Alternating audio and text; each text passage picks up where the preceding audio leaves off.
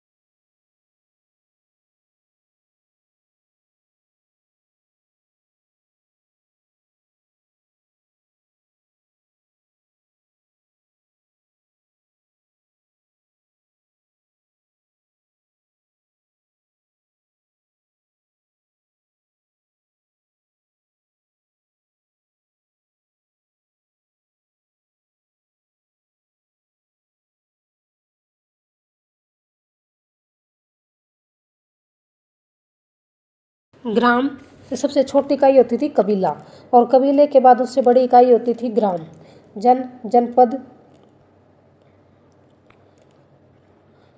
जनपद और सबसे बड़ी इकाई होती थी महाजनपद। तो ये इनकी संरचना है। आगे हम देखते हैं महाजनपदों का उल्लेख। महाजनपदों का उल्लेख कहाँ मिलता है? महाजनपद 16 महाजनपदों का जिक्र किया गया है जो हमारे जैन और बौद्ध ग्रंथ हैं उनके अंदर।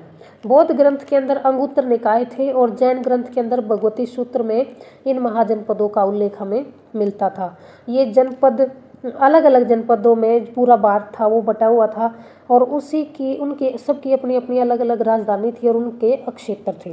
तो उनके बारे में हम देखेंगे। तो महाजनपद 16 महाजनपद थे। साथ ही आर्य मगध एशिया से आगमन, ये यहाँ पर ये सिद्धांत दिया गया है कि आर्य मध्य एशिया से भारत में आए थे और अलग अलग जातियों में विभाजित हो गए। आर्यों के आगमन के बारे में यहाँ पर बताया गया है। जन एक छोटा क्षेत्र होता था, फिर उस जन से जनपद का निर्माण होता था और जनपदों के विलय से या जनपदों के संग्रह से महाजनपद का निर्माण होता था। ऊपर हमने ये डायग्राम के रूप में समझा है। तो महाजनपद कुल कितने हैं? 16 महाजनपद है और ये गंगा घाटी द्वितीय नगरीकरण का आरंभ भी यहीं से होता है।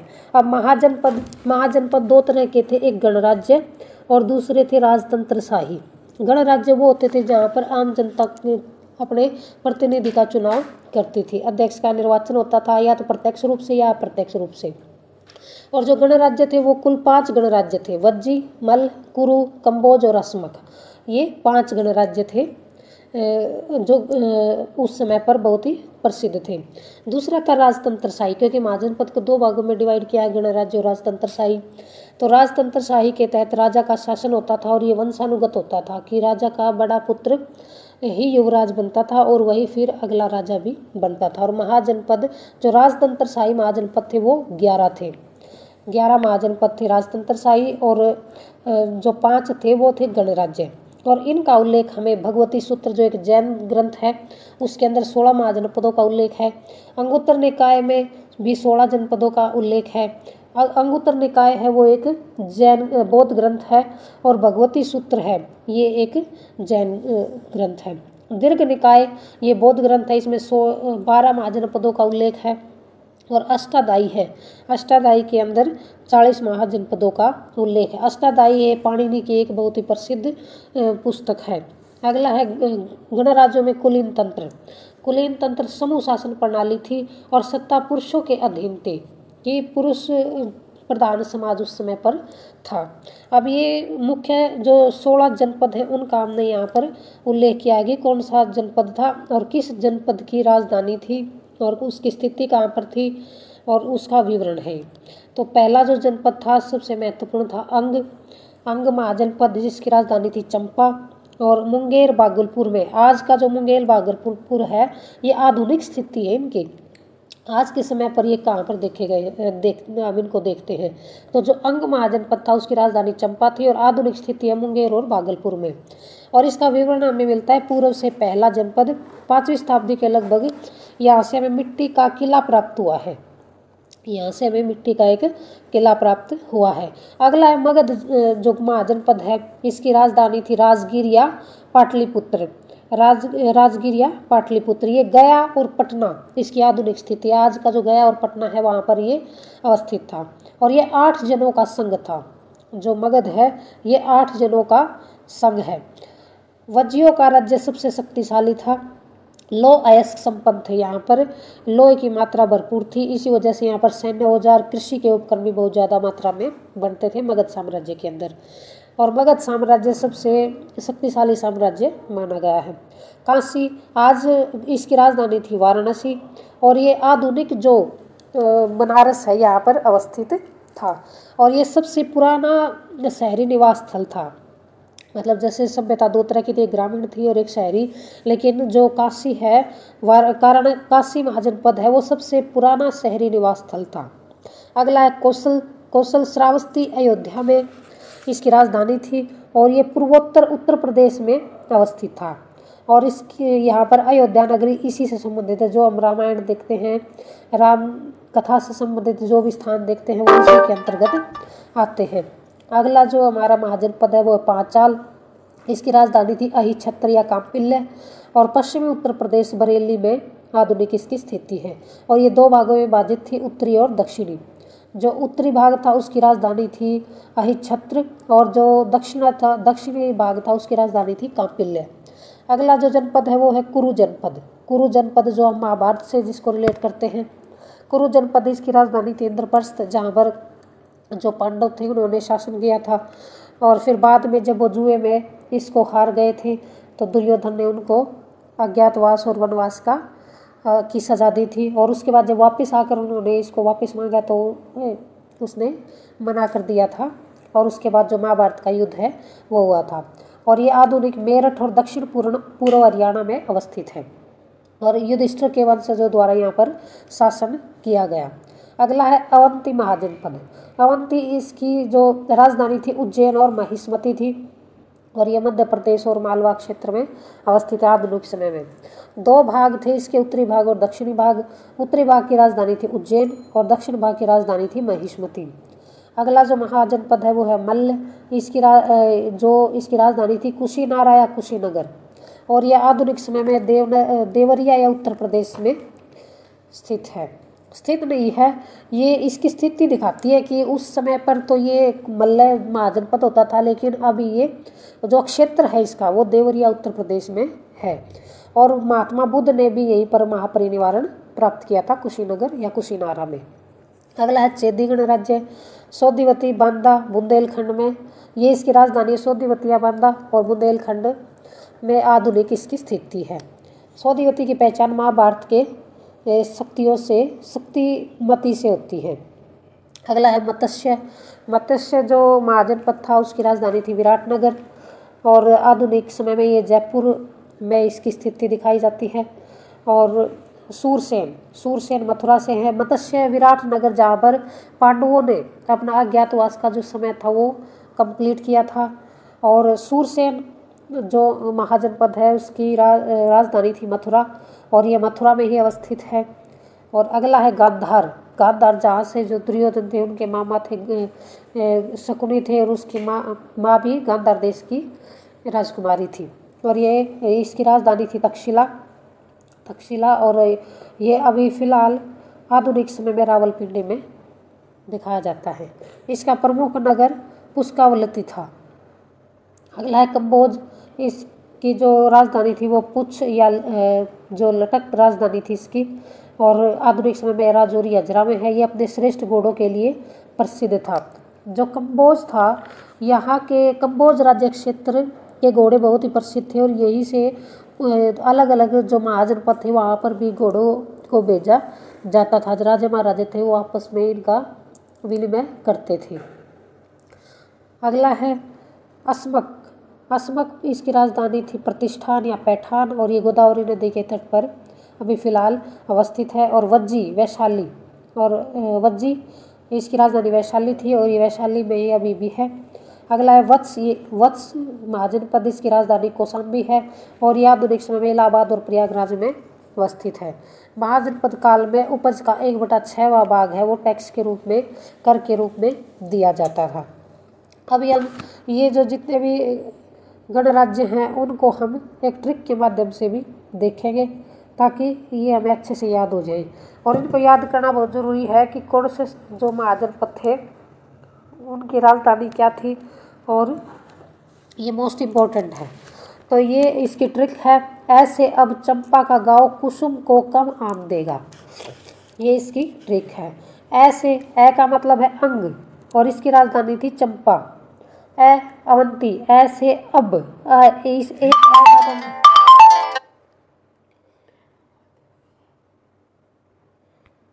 इस एक ए का मतलब तो है अंग और एक ए का मतलब है अवंती।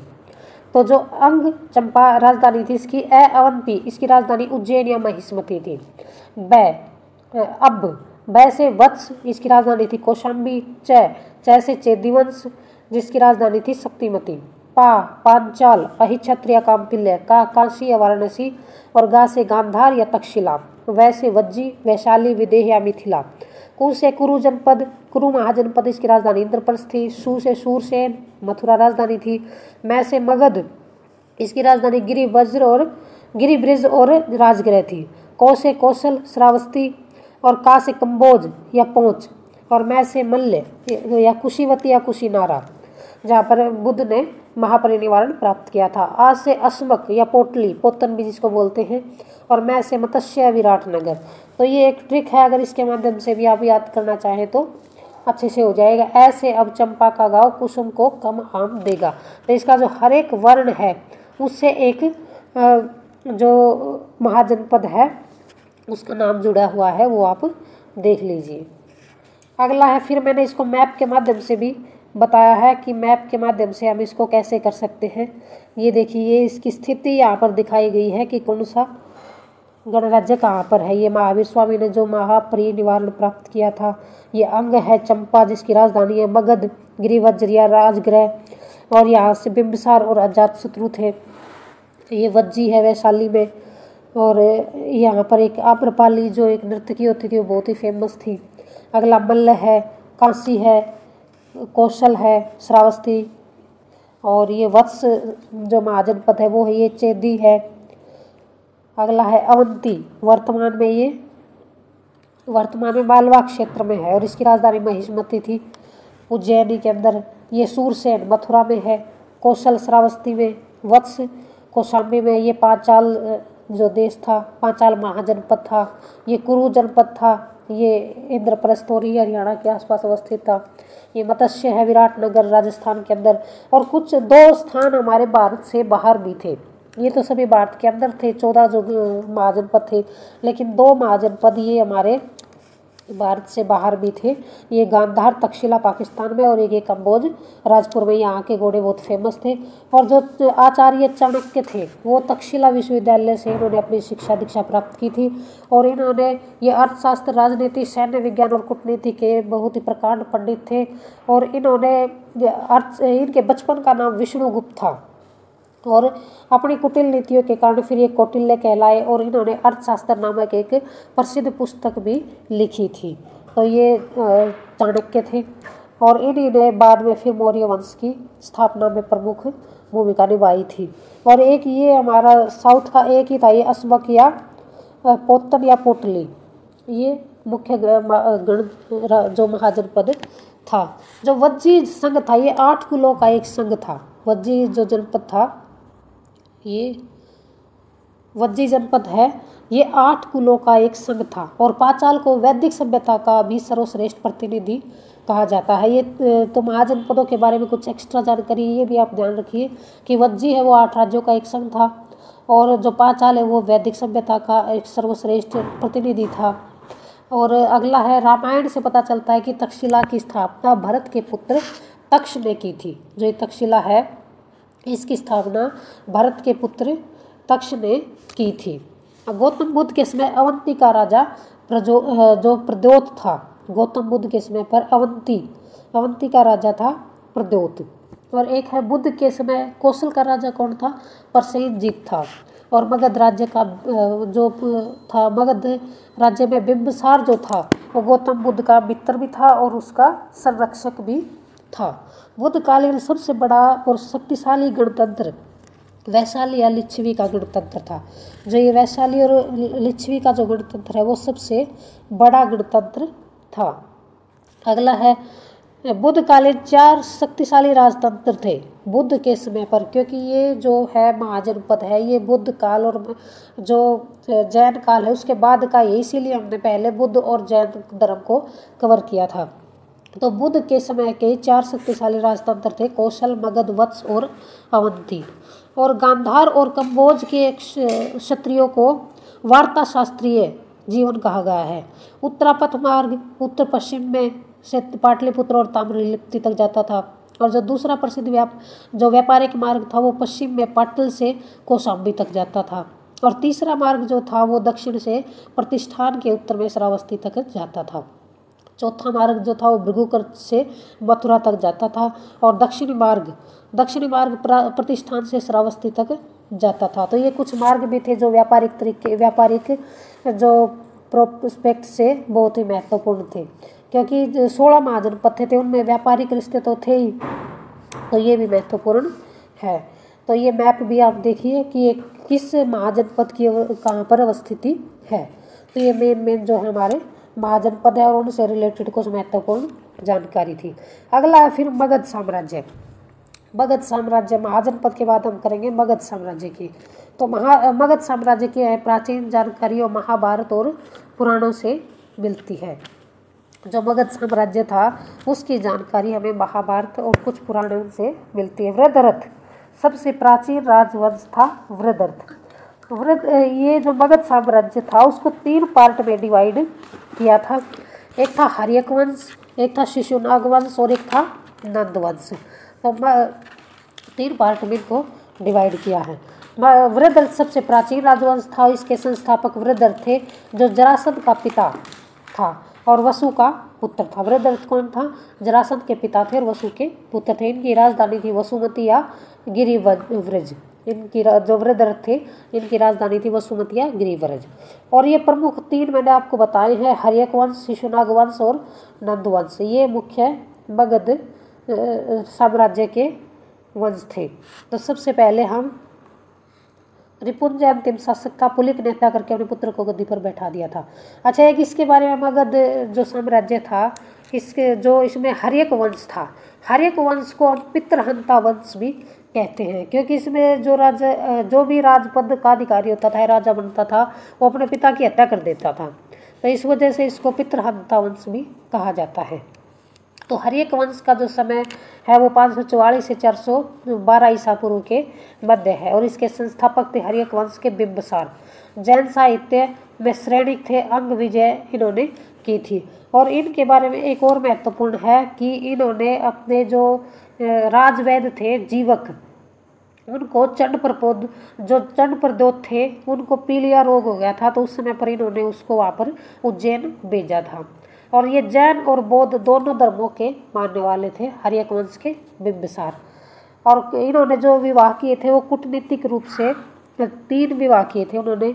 पहला विवाह जो किया था कौशल राजा की पुत्री थी और प्रसेनजीत की बहन थी, और दूसरा विवाह किया था चेलना वैशाली के लिच्छवी से, और जो तीसरा विवाह किया था भद्रकुल पंजाब में इन्होंने किया था। इनके विवाह का मुख्य आधार था अपने साम्राज्य का विस्तार। और बिंबिसार ने ही हर्यक वंश की स्थापना की थी और 544 ईसा पूर्व में गद्दी पर बैठे थे। बिंबिसार को श्रेणिक नाम से भी जाना जाता है, जैसे ये हमने यहाँ देखा है कि जैन साहित्य में इनको बिंबिसार को ही जैन साहित्य के तहत इनको श्रेणिक माना जाता है। इनकी 3 पत्नियां थी, महाकोशला, चेलना और क्षेमा, जो भी यहाँ पर ये मैंने बताई है।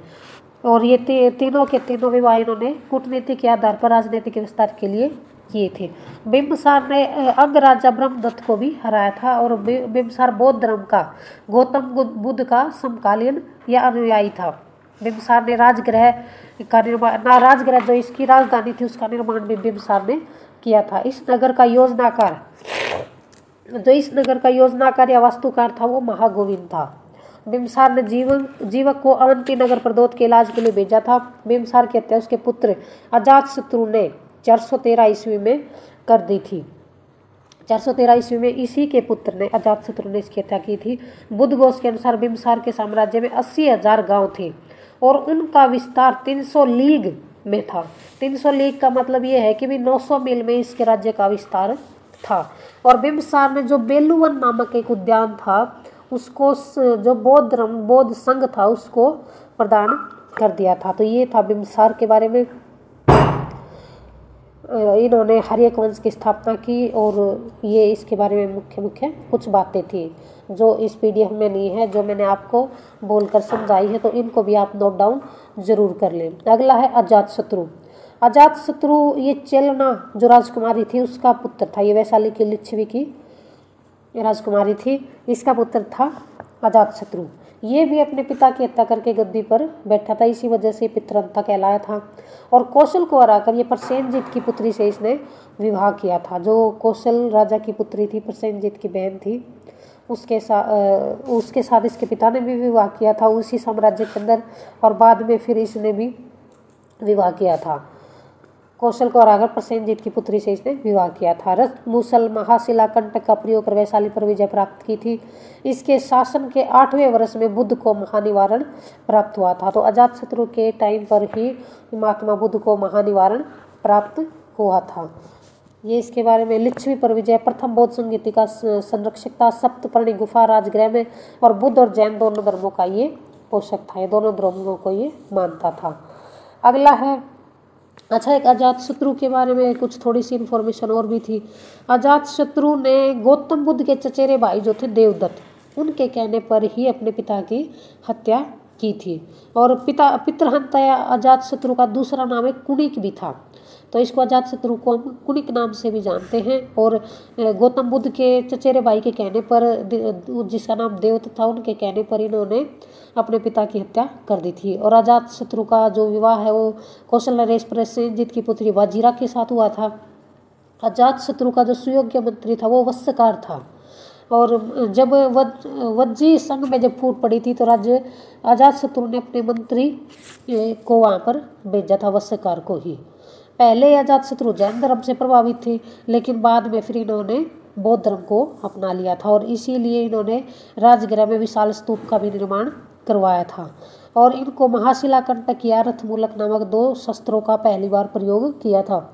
ये कोई शस्त्र थे जिन्होंने अजातशत्रु ने लिच्छियों के विरुद्ध जब युद्ध किया था, तो उस समय पर इन्होंने जो महाशिला कंटक और रथमूसल नामक 2 शस्त्रों का पहली बार इन्होंने प्रयोग किया था। और अजातशत्रु की हत्या भी उसके पुत्र उदयन ने 461 ईस्वी में की थी। तो इसने अपने पिता की हत्या की थी और बाद में इसके पुत्र ने इसकी हत्या कर दी थी। तो पिता अजातशत्रु की हत्या करके सिंहासन पर बैठे थे उदयनी, जो इसका जो इस साम्राज्य का हर्यक वंश का तीसरा शासक था वो था उदयनी, और अपने पिता की हत्या करके वो भी इस पर राजगद्दी पर बैठा था। पटना में गंगा और सोन के संगम पर इन्होंने किला निर्माण करवाया, और इनकी राजधानी जो थी वो राजगीर के से पाटलिपुत्र थी। तो ये था हर्यक वंश के बारे में। अच्छा, उदयनी के बारे में, जो उदयनी थे ये जैन धर्म का अनुयायी था। उदयनी थे ये जैन धर्म के अनुयायी थे, और उदयन ने गंगा और सोन नदियों के संगम पर पाटलिपुत्र नामक नगर की स्थापना की थी। पाटलिपुत्र जो जगह की उसका निर्माण किया था उन्होंने। लेकिन अपने बौद्ध ग्रंथों में उदयनी को पितृंता कहा गया है, लेकिन जैन ग्रंथों में उदयनी को पितृभक्त बताया गया है। और ये हर्यक वंश का अंतिम शासक भी था। हर्यक वंश का अंतिम शासक वैसे तो ये था, लेकिन बाद में जैसे एक नागदशक नाम था एक शासक का, उसको बताया गया वास्तविक रूप से तो कि ये हर्यक वंश का अंतिम शासक था। उसके बाद फिर शिशुनाग वंश की स्थापना हो गई थी। तो शिशुनाग वंश है ये 412 से 344 ईसा पूर्व के मध्य है, और इसके संस्थापक थे वो शिशुनाग थे। शिशुनाग अवंती को जीतकर मगध में विलय किया था, और राजधानी इन्होंने वैशाली स्थानांतरित कर दी थी। और इसके जो कालाशोक थे उनका उपनाम था काकवर्ण। राजधानी पाटलिपुत्र और वैशाली में जो दूसरी बौद्ध सभा हुई थी उसके भी ये उस समय पर ये शासक थे कालाशोक। ये शिशुनाग वंश है। शिशुनाग वंश में नंदवंश 344 से 322 ईसा पूर्व इसके संस्थापक थे महापद्म नंद, और एक राट की उपाधि इनको मिली हुई थी महापद्म नंद को। और सबसे पहले इन्होंने कलिंग विजय की, और फिर उन्होंने आर्थिक महाभिलेख में इसका विवरण दिया है कलिंग विजय का। कलिंग से एक जैन प्रतिमा भी उठाकर लेकर आए थे, और पुराणों में इन्हें सर्वशत्रांग तक की उपाधि दी है। सर्वशत्रांग तक का मतलब होता है कि इन्होंने क्षत्रियों का विनाश कर दिया था पूर्ण रूप से, और इसी वजह से इनको द्वितीय परशुराम की उपाधि भी दी जाती है। अगला है धनानंद।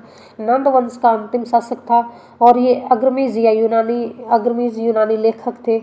सिकंदर का समकालीन था घनानंद, और इसके शासनकाल में ही सिकंदर ने भारत पर आक्रमण किया था।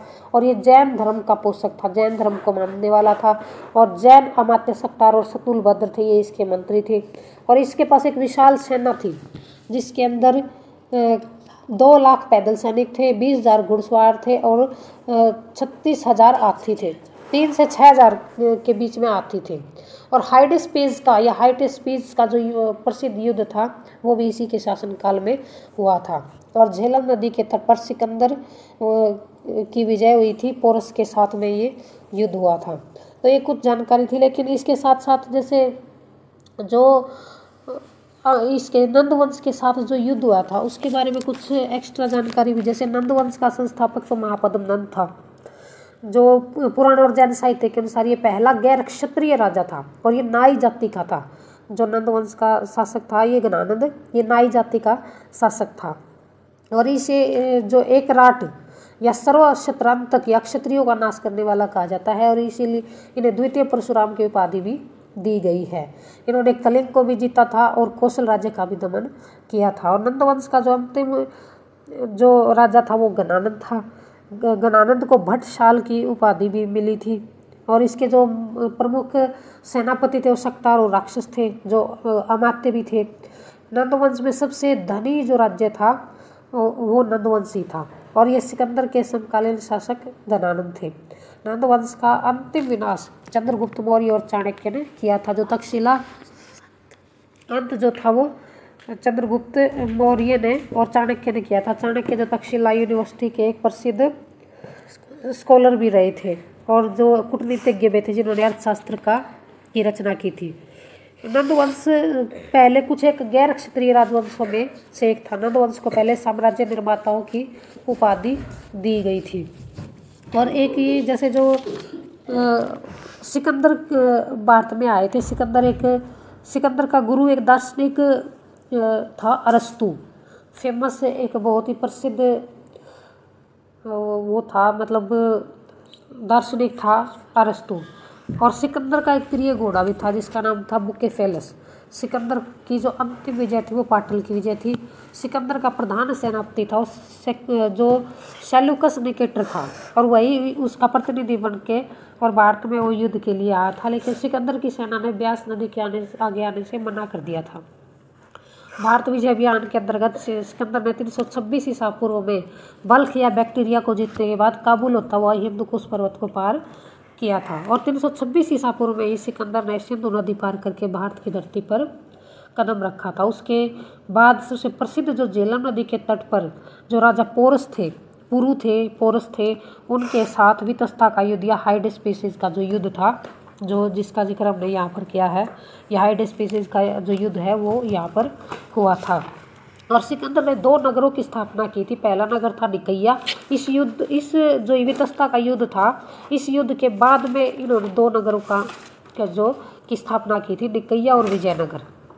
लेकिन विजय प्राप्ति के बाद उन्होंने अपने जो एक दूसरा नगर था विजयनगर, इसका जो नामकरण अपने प्रिय घोड़े बुकेफेलस के नाम पर कर दिया था। जो इसका सिकंदर का प्रिय घोड़ा था बुकेफेलस, उसके नाम पर इस नगर का नाम ही बदल दिया था। और फिर 325 ईसा पूर्व में भारत से सिकंदर वापस लौट गया था, और सिकंदर की मृत्यु 323 ईसा पूर्व में बेबीलोन में बुखार के कारण या ज्वर के कारण हो गई थी। तो ये था कुछ इस सिकंदर के बारे में कुछ एक्स्ट्रा जानकारी थी। तो ये हमने प्राचीन मगध साम्राज्य के बारे में देखा कि प्राचीन जो मगध साम्राज्य है वो 3 मुख्य वंश थे। इसमें हर्यक वंश, शिशुनाग वंश और नंद वंश, और इसके मुख्य जो ये हैं जो राजा है उनके बारे में हमने पढ़ा है। तो आशा करते हो कि आपको ये जानकारी अच्छी लगी होगी, ये लेक्चर भी अच्छा लगेगा और इसको आप शॉर्ट्स नोट्स के रूप में भी अपने उसमें शामिल कर सकते हो। तो आगे हम अगली क्लास में अगला टॉपिक लेकर आऊँगी। तब तक के लिए नमस्कार, धन्यवाद।